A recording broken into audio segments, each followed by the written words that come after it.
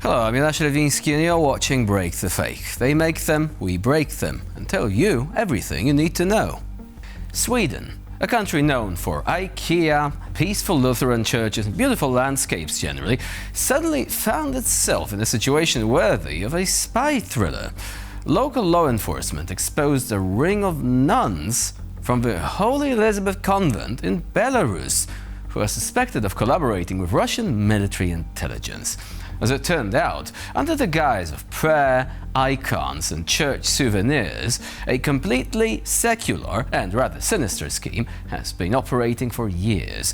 And the scheme in question was raising funds for the Russian military.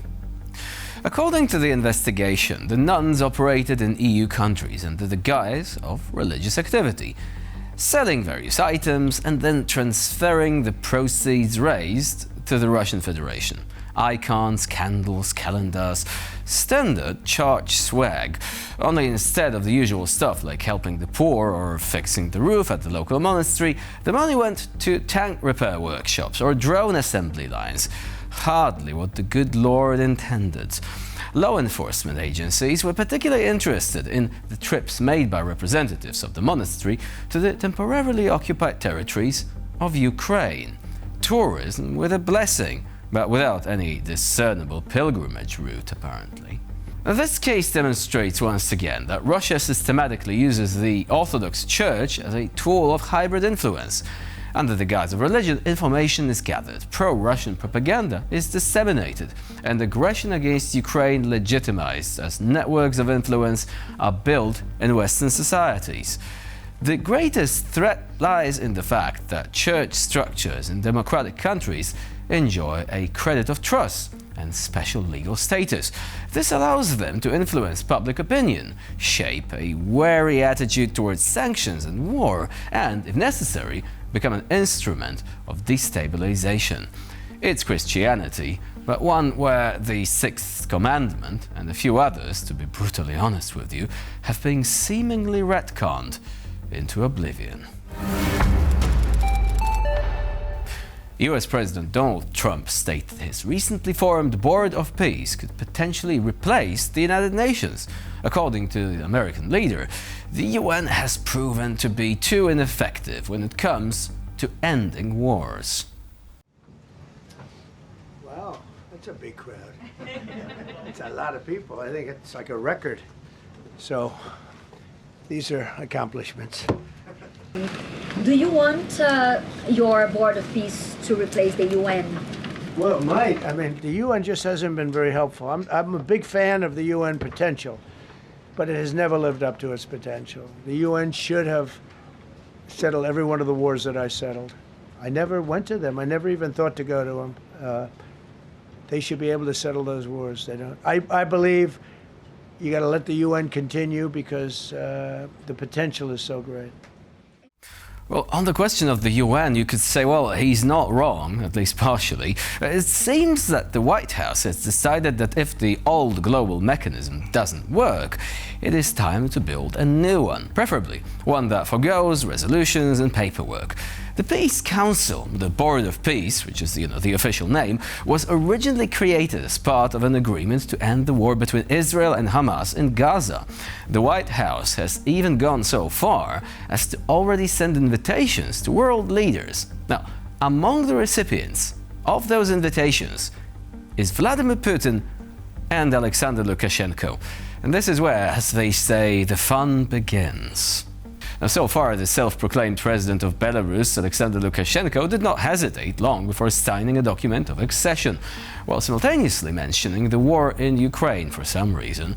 The Kremlin, however, is still thinking. Putin's spokesman, Dmitry Peskov, said that Russia, and I quote, has many questions. Well, we can guess at some of them.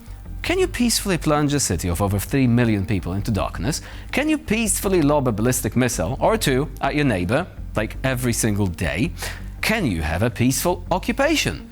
Peaceful torture chambers? All in all, can you do the exact same things Moscow already does as a UN Security Council member and get away with it?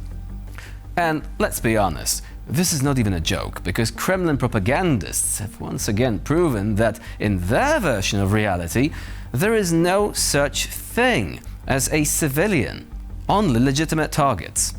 This is how Russia's televised zealots refer to strikes on Ukraine's energy infrastructure, its power plants, substations and transformers, all of which maintain one obvious function: to keep millions of people from freezing. And while missiles fly into thermal power plants and cities are left without light, heat and water, Russian television broadcasts a calm, almost therapeutic message: everything is in accordance with international law. Well, apparently, according to the Kremlin, the Geneva Conventions have long been rewritten and supplemented with a section stating it is permissible to strike civilian infrastructure if you really, really want to. Of course, as long as you know how to lie your way out of any liability. Еще даже не в полный рост. Показали наши возможности, вдруг что-то пошло не так. И теперь выясняется, что уже часами, то есть до половины, да, в среднем по Украине нет электроэнергии. 48% какие-то такие данные в среднем. А это только начало. А сейчас еще морозы. Это значит, вся коммуналка рухнет. А восстанавливать сколько это будут лет? Энергетику так быстро не восстановишь. А мы же сейчас еще показываем новые системы. Обратите внимание, да? По Харькову чем мы долбим? Притом нет, не по гражданским объектам. Нет. Мы по военной инфраструктуре. У кого-то есть сомнения? Хочу напомнить. Решение НАТО 1999 года, когда они объясняли, почему они наносят удары по энергосистеме Югославии. Они, правда, это сейчас сняли у себя сайт, им стало стыдно. Но интернет же все помнит. Все есть. Так что это законные цели. And yeah, this is a really pretty picture, isn't it? A war criminal about to sit at the table of an international body dedicated to preserving peace in Gaza and possibly beyond. Well, it's been done before, but why repeat the same mistake? Weren't we taught not to do that? Think of the frozen high-rise buildings in Kiev, the burning ruins of Pokrovsk, the silenced screams of people dragged into basements for torture and interrogation in occupied territories.